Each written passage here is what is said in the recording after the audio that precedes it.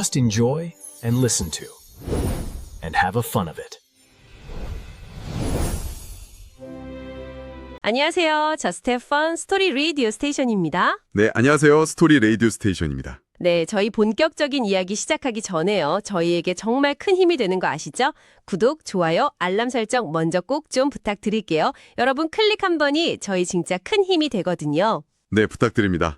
오늘 저희가 가져온 이야기는 빅파마 시리즈인데요. 벌써 9번째 기업이네요. 요즘 제약 바이오 하면 가장 뜨거운 분야. 역시 비만 치료제 아니겠어요? 맞아요. 정말 핫하죠. 특히 오늘 저희가 다룰 회사는 마운자로라는 약으로 기존 최강자 위구비를 막 위협하면서 시장을 완전 뒤흔들고 있잖아요. 그렇죠. 덕분에 시가총액도 어마어마하게 뛰었고요. 그래서 저희가 이건 그냥 지나칠 수 없다 해서 가져왔습니다. 바로 일라일 릴리입니다. 일라일릴리. 요즘 성장세가 정말 무섭습니다. 거의 제약 역사상 가장 가파른 성장세다 이런 평가까지 나올 정도인데요. 가장 가파르다고요? 네, 그 폭발적인 성장의 중심에는 오늘 계속 이야기하게 될 티르제파타이드라는 성분 이야기 딱 자리 잡고 있죠. 근데 이 회사가 처음부터 계속 잘 나가기만 했던 건 아니라고 들었어요. 예전에 엄청 잘 나가던 약 특허가 끝나면서 한번 크게 휘청했다면서요? 네, 맞아요. 그런 아픈 경험이 있죠.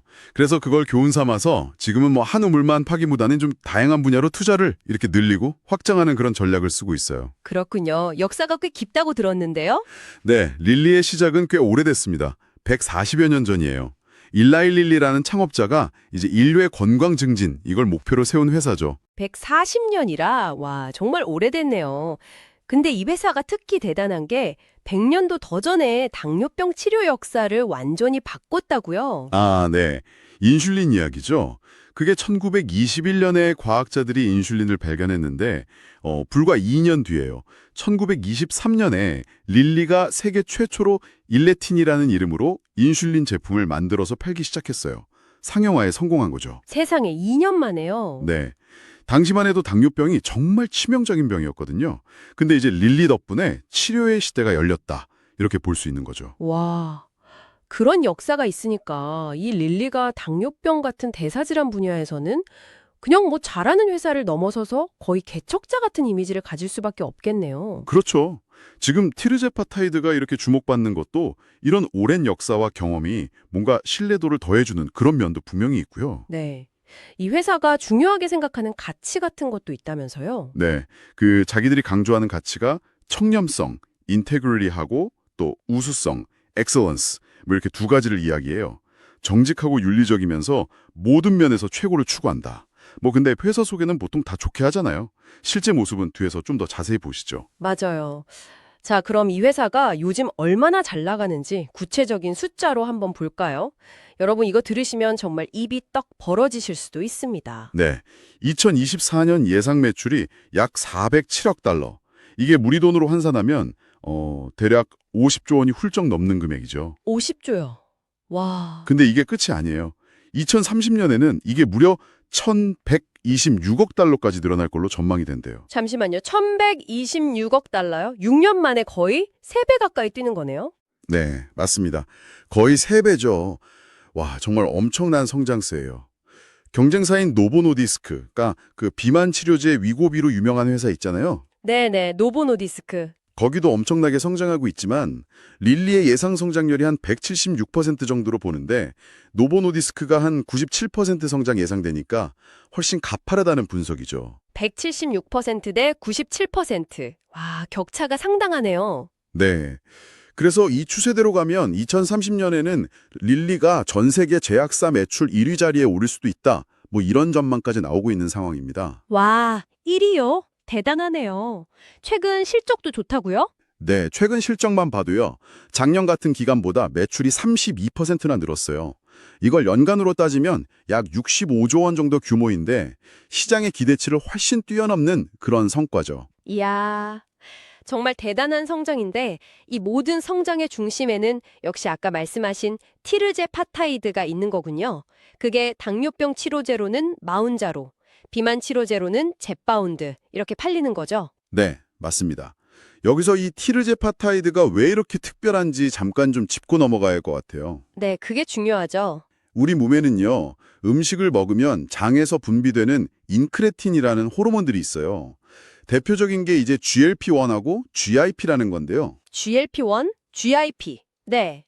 이 호르몬들이 인슐린 분비를 촉진해서 혈당을 조절하는 아주 중요한 역할을 하거든요. 아, 그러니까 혈당 조절을 돕는 우리 몸속의 약간 메신저 같은 거군요. 그렇죠. 딱 좋은 비유네요. 메신저.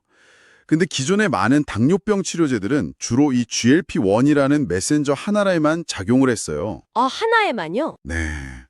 근데 티르제파이타이드는 GLP-1하고 GIP, 이 두 가지 메신저 모두에 동시에 작용하는 그런 이중작용제입니다. 와, 두 개를 동시에요? 네. 그래서 혈당 조절 효과뿐만 아니라 요즘 더 주목받는 체중 감량 효과도 훨씬 더 강력하게 나타나는 걸로 그렇게 알려져 있죠. 아하, 두 가지 경로로 동시에 작용하니까 효과가 더 좋을 수밖에 없겠네요. 그럼 이 마운자로하고 젯바운드, 이 두 제품만으로 2030년에 예상되는 매출이 어느 정도인가요? 이게 정말 어마어마한데요. 무려 84조 원. 달러로는 약 600억 달러에 달할 것으로 예측이 됩니다. 84조요? 그 두 개만으로요? 네. 예전에 휴미라라고 정말 역대급 블록버스터 신약이 있었거든요. 네, 들어봤어요. 그 약의 연간 최고 매출 기록보다도 3배나 많은 액수예요. 이건 뭐 정말 전례가 없는 수준이죠. 와, 상상을 초월하네요, 정말. 그럼 지금 약이 없어서 못 팔 지경이겠네요? 실제로 그렇습니다. 수요가 너무 폭발적이라서 릴리는 지금 생산시설을 거의 풀가동하고 있어요. 작년에 이 GLP-1 계열 약물 생산량을 1.5배 늘렸거든요. 네. 근데 올해는 여기서 또 1.6배를 더 늘릴 계획이라고 합니다. 와, 계속 늘리네요. 네. 최대한 빨리 생산량을 막 늘려서 시장을 완전히 장악하겠다. 이런 의지가 좀 엿보이는 대목이죠. 그런데 이렇게 잘 나가는 신약 뒤에서 약간 좀 의아한 현상도 있다고요. 기존의 릴리의 주력 당뇨병 치료제였던 트로리시티 매출은 오히려 줄었다면서요. 네, 맞아요. 그 트로리시티라고 성분명은 둘라글루타이드인데요. 이 약 매출이 전년 동기 대비해서 22%나 감소했어요. 22%나요? 자기네 주력 제품인데? 네, 이게 바로 릴리의 아주 흥미로운 전략인데요. 자기들은 이걸 가속화된 포트폴리오 전환, 영어로는 Accelerated Portfolio Transition이라고 부르더라고요. 가속화된 포트폴리오 전환. 좀 어려운데 쉽게 설명해 주실 수 있나요? 그러니까 쉽게 말하면요. 경쟁사들이 복제약, 그 제네릭이라고 하죠. 그걸 만들어서 시장에 들어오기 전에 아예 자기 회사가 만든 더 새롭고 좋은 신약으로 기존 약 시장을 스스로 그냥 빠르게 대체해버리는 전략이에요. 와, 어떻게 보면 약간 팀킬도 마다하지 않는 거죠. 와, 자기 제품끼리 경쟁시켜서라도 더 혁신적인 제품으로 시장 지배력을 확고히 하겠다. 와, 진짜 대담하고 어떻게 보면 좀 무서운 전략인데요. 그만큼 새로운 약, 티르제파타이드에 대한 자신감이 정말 엄청나다는 뜻이겠죠. 그렇죠. 그야말로 자신감의 표현이라고 볼 수 있겠습니다. 10초 공백. 네, 스토리 라디오 스테이션 2부 시작하겠습니다. 네, 반갑습니다. 2부에서는요, 일라일 릴리의 미래 성장 동력이죠. R&D 전략, 그리고 다른 신약 파이프라인들, 특히 많은 분들이 정말 기대를 많이 하고 계실 알츠하이머 치료제에 대해서 좀 더 깊이 파고들어 보겠습니다. 네, 그리고 이렇게 정말 눈부신 성장을 하고 있는 릴리에게 혹시 드리워진 그림자는 없는지, 그러니까 Good evening, and welcome to the Story Radio Station, where we explore tales from around the world. 주세요. 자, 저희가 1부에서는 릴리의 역사적 배경, 그리고 티르제파타이드라는 그 혁신 신약을 통해서 얼마나 폭발적으로 성장하고 있는지, 그리고 심지어 기존 주력 제품마저 대체하는 과감한 포트폴리오 전략까지 살펴봤습니다. 네, 릴리는요, 사실 예전부터 연구개발, 그러니까 R&D에 엄청난 돈을 쏟아붓는 회사로 좀 유명했어요. 아, 원래부터 R&D를 중요하게 생각했군요. 네, 예를 들어서 2017년 같은 경우요, 전 세계 제약사 매출 순위가 15위였거든요. 근데 R&D 투자 금액 순위는 8위였어요. 와, 순위 차이가 꽤 나네요. 그렇죠. 당시 매출의 거의 30%에 달하는 돈, 우리 돈으로 5조 원 이상, 달러로는 약 49억 달러 정도를 R&D에 투자했을 정도니까요. 매출의 30%를 R&D예요. 와, 정말 비중이 엄청나게 높았네요. 뭔가 좀 특별한 R&D 전략 같은 게 있었나요? 네, 릴리는 그 개방형 혁신, 오픈 이노베이션 모델을 굉장히 적극적으로 활용하는 걸로 알려져 있습니다. OIDD라고 오픈 이노베이션 드럭 디스커버리라는 온라인 플랫폼을 만들었어요. OID도요? 네, 이걸 통해서 전 세계 대학 연구소나 아니면 바이오 벤처들하고 같이 협력해서 신약 후보 물질을 발굴하고 연구하는 거죠. 오, 보통 제약사들은 자기 기술 막 독점하려고 하지 않나요? 개방형 혁신이라니 좀 흥미로운데요. 네, 여기서 핵심이 뭐냐면요. 외부 연구자들이 개발한 아이디어나 기술의 그 지적 재산권, IP라고 하죠. 그게 기본적으로 개발자한테 귀속이 돼요. 아, 진짜요? 네, 릴리는 그냥 그 기술을 나중에 뭐 라이선스하거나 구매할 수 있는 우선 협상권 정도만 갖는 거죠. 와, 이거 정말 똑똑한 전략인데요. 그러니까 기술 유출 부담 없이 외부 연구자들이 자유롭게 참여할 수 있게 하고 릴리 입장에서는 잠재력 있는 기술들을 좀 낮은 비용으로 탐색할 수 있으니까 완전 서로 윈윈이네요. 그렇죠. 이런 좀 혁신적인 R&D 접근 방식이 오늘날 릴리의 이렇게 강력한 파이프라인을 구축하는데 아주 큰 기여를 했다 이렇게 볼 수 있습니다. 그렇군요. 자, 그럼 구체적으로 어떤 신약들을 개발 중인지 좀 더 살펴볼까요? 먼저 지금 릴리의 핵심이죠. 대사질환 분야부터 좀 보죠. 마흔자로 젯바운드 말고 또 다른 기대주가 있나요? 네, 있습니다. 먹는 형태의 GLP-1 약물인데요. 올포글리프론이라고 개발 중이에요. 올포글리프론? 네, 이게 최근에 3상 임상시험 결과가 꽤 긍정적으로 나왔어요. 먹는 GLP-1이요? 주사제가 아니라? 네, 제2형 당뇨병 환자들을 대상으로 했더니 그 당화혈색소 수치 있잖아요. A1C라고 하는 거예요. 아, 잠깐만요. 당화혈색소 A1C, 그게 뭔지 비전문가 청취자분들을 위해서 간단하게 설명 좀 부탁드릴게요. 아, 네네. 당화혈색소는요, 지난 한 2, 3개월간의 평균적인 혈당 조절 상태를 보여주는 아주 중요한 지표예요. 그래서 이 수치가 낮을수록 혈당 조절이 잘 되고 있다 이런 뜻이거든요. 아하, 평균 혈당치군요. 네. 근데 올포글리프론이 이 수치를 1.3%에서 1.6%까지 상당히 유의미하게 낮췄다는 거예요. 와, 먹는 약인데도 효과가 좋네요. 네. 그러니까 주사 맞는 걸 좀 불편해하는 환자분들한테는 아주 좋은 대안이 될 수 있다는 의미죠. 확실히 주사보다는 먹는 약이 훨씬 편하겠네요. 그러면 티르제파타이드 제체도 다른 질환으로 영역을 넓히고 있다고요? 맞습니다. 현재 당뇨병하고 비만 외에도요. 수면 무호흡증이나 만성 신장질환 같은 다른 질병에 대한 효과를 확인하기 위한 3상 임상시험을 또 계획 중이고요. 수면 무호흡증에도요? 네. 더 나아가서는 뭐 뇌건강이나 신경정신과 질환, 아니면 통증, 심지어 약물 사용 장애 같은 전혀 다른 분야로까지 이 인크레틴 호르몬의 적용 가능성을 지금 막 탐색하고 있어요. 정말 광범위하게 연구 중이죠. 와, 인크레틴 호르몬의 잠재력을 정말 크게 보고 있네요. 다음으로 주목할 분야는 뭔가요? 다음은 정말 많은 사람들이 주목하고 있는 분야죠. 신경과학 분야, 특히 알츠하이머병 치료제 후보 물질인 도나네맙입니다. 도나네맙? 이건 릴리가 상당한 위험을 감수하면서 정말 대규모 투자를 진행하고 있는 그런 분야예요. 알츠하이머 치료제. 와, 이건 정말 개발만 된다면 인류에게 엄청난 선물이 빌 텐데요. 효과는 어느 정도인가요? 초기 알츠하이머병 환자들을 대상으로 한 임상시험에서요. 인지 기능하고 일상생활 수행 능력 저하 속도를 위약, 그러니까 가짜약 대비해서 약 3분의 1, 33% 정도 늦추는 효과를 보였어요. 3분의 1요? 네. 이게 통계적으로 상당히 유의미한 결과여서 굉장히 큰 주목을 받았죠. 그럼 작동 원리는 뭔가요? 기존 약들하고 좀 다른 점이 있나요? 도나네맙은요. 알츠하이머병의 원인 중에 하나로 지목되는 뇌 속에 그 비정상 단백질 찌꺼기 있잖아요. 아밀로이드 베타라고 하는 거예요. 네, 아밀로이드 베타 들어봤어요. 그중에서도 특정 변이체, N3PG라는 걸 타겟으로 해서 아주 빠르게 제거하는 그런 항체 치료제입니다. 아, 특정 종류만 골라서 빠르게 제거하는군요. 네, 그래서 릴리는 이 약으로 일정 기간 좀 집중적으로 치료해서 뇌 속에 있는 아밀로이드 플라크 수치가 정상 범위로 떨어지면 그 다음에는 치료를 중단할 수도 있다. 이런 전략을 가지고 있어요. 치료를 중단한다고요? 네, 약간 단기 치료로 장기적인 효과를 보자. 뭐 이런 걸 노리는 거죠. 뇌를 깨끗하게 한번 청소해주고 치료를 멈춘다. 와, 정말 혁신적인 접근인데요. 그런데 이 약에 좀 심각한 문제가 있다면서요? 네, 맞습니다. 바로 안전성 문제인데요.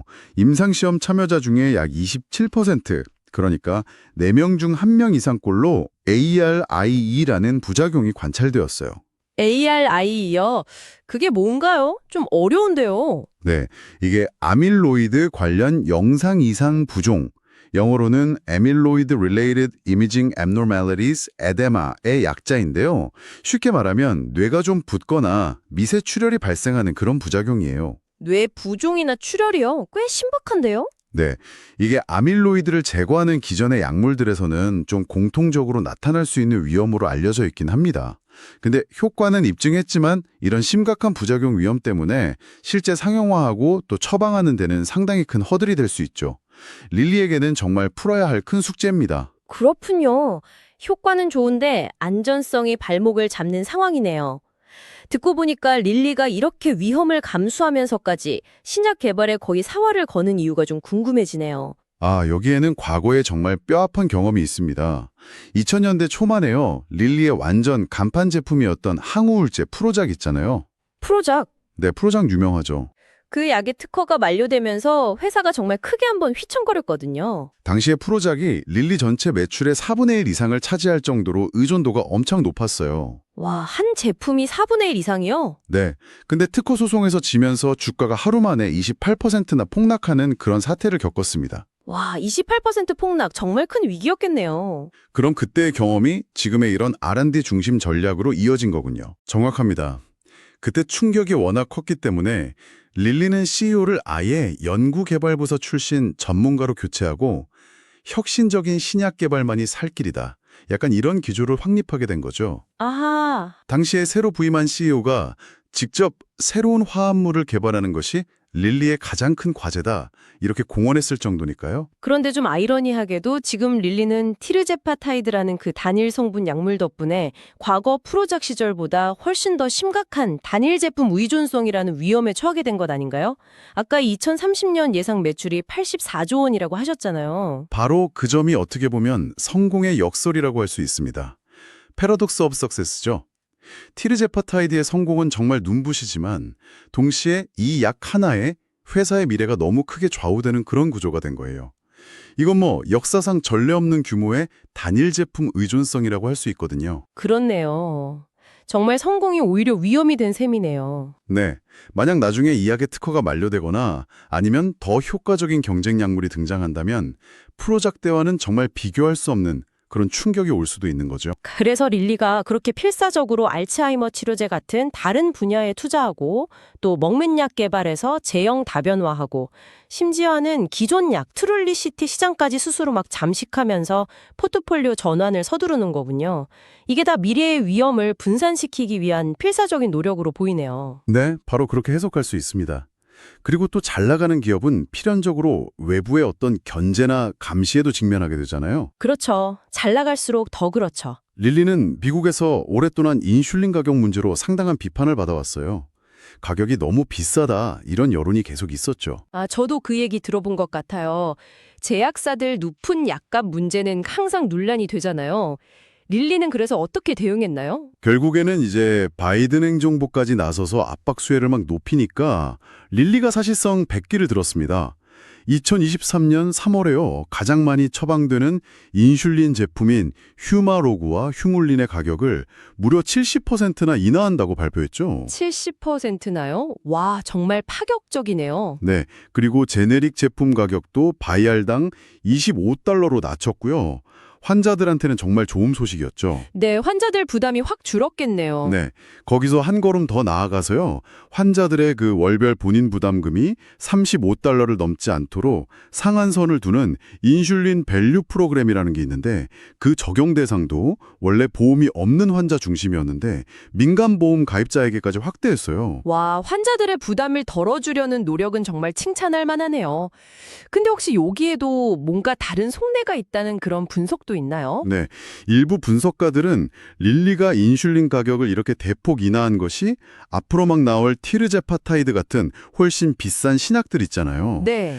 거기에 대한 정부의 어떤 약가 규제 압력을 미리 좀 차단하기 위한 방화벽 역할도 했을 것이다. 이렇게 해석하기도 합니다. 아, 그러니까 인슐린 문제를 선제적으로 해결해서 주력 성장 동력인 비싼 신약들을 보호하려는 전략적 판단일 수 있다. 네, 그럴 가능성도 있다는 거죠. 그럴 수도 있겠네요. 그런데 인슐린 문제 말고 또 다른 논란도 있었다고요? 네, 비교적 최근인데요. 2025년 9월에는 그 비만 치료제 젯바운드의 온라인 광고 문제 때문에 미국 FDA로부터 공식 경고 서한, 워닝 레터를 받았습니다. 젯바운드 광고에 무슨 문제가 있었던 건가요? 광고 영상에서 약물의 좀 심각한 부작용 위험, 특히 그 갑상선 시세포 종양 발생 가능성에 대한 박스 경고 내용이 있잖아요. 박스 경고면 가장 높은 수준의 경고 아닌가요? 네, 맞습니다. 가장 높은 수준의 안전성 경고인데 이 내용을 제대로 알리지 않거나 좀 의도적으로 축소했다는 그런 지적을 받았어요. 그리고 또 관련 광고 자료를 FDA에 제때 제출하지 않은 그런 절차적인 문제도 있었고요. 아, 공교롭게도 경쟁사인 노브노디스크 역시 비슷한 시기에 유사한 문제로 경고를 받았다고 하더라고요. 아까 릴리가 청렴성 인테그리티를 핵심 가치로 내세운다고 하셨는데 회사의 완전 간판 신제품 마케팅에서 이런 문제가 발생했다는 건 좀 실망스러운데요. 기업 이미지에도 타격이 좀 있었겠어요. 네, 분명히 평판에는 부정적인 영향을 미쳤을 겁니다. 아무리 효과가 좋은 약이라도 안전성 정보를 투명하게 공개하고 또 규제를 준수하는 것은 제약사의 가장 기본적인 책임이니까요. 맞아요. 그건 기본이죠. 물론 이렇게 비판받을 지점도 있지만 릴리에게 긍정적인 면도 많겠죠. 기업 문화는 좀 어떤가요? 네, 릴리는 오랫동안 그 일과 가정 양립을 지원하는 그런 기업 문화를 구축하기 위해서 노력해온 걸로 알려져 있어요. 미국의 워킹머더 매거진이라는 곳에서 선정하는 일하는 엄마를 위한 100대 기업에 20년 연속으로 이름을 올렸을 정도니까요. 20년 연속이요? 와, 대단하네요. 특히 한국 지사의 경우에 여성 인재 활용이 되게 뛰어나다는 평가도 있다면서요. 맞습니다. 한국릴리의 경우에요. 2014년 기준으로 여성 임원 비율이 무려 75%에 달했다고 해요. 75%요? 네. 당시 우리나라 기업들의 평균 여성 임원 비율이 1.2%에 불과했던 걸 생각하면 정말 놀라운 수치죠. 와, 정말 압도적이네요. 네. 다양성을 근준하고 여성 리더를 아주 적극적으로 육성하려는 노력이 좀 엿보이는 부분입니다. 시차 출퇴근제나 재택근무 같은 유연 근무 제도도 비교적 잘 정착되어 있다고 하고요. 확실히 일하기 좋은 환경을 만들려는 노력은 분명 좋아 보이네요. 그럼 마지막으로 릴리의 미래 전망, 어떻게 좀 정리해 볼 수 있을까요? 현재 CEO인 데이비드 릭스는 앞으로도 계속 혁신을 통한 성장에 집중하겠다, 이런 의지를 분명히 하고 있습니다.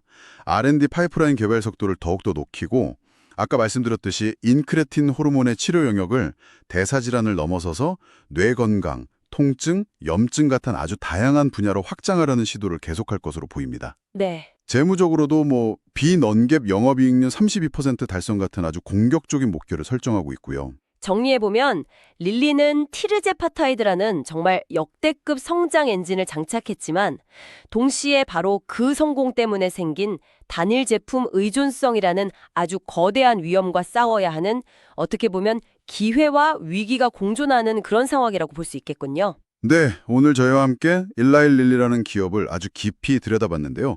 여러분 어떠셨나요? 티르제파타이드라는 정말 강력한 무기를 앞세워서 제약산업의 판도를 바꾸고 있는 이 거인의 행보는 정말 인상적입니다.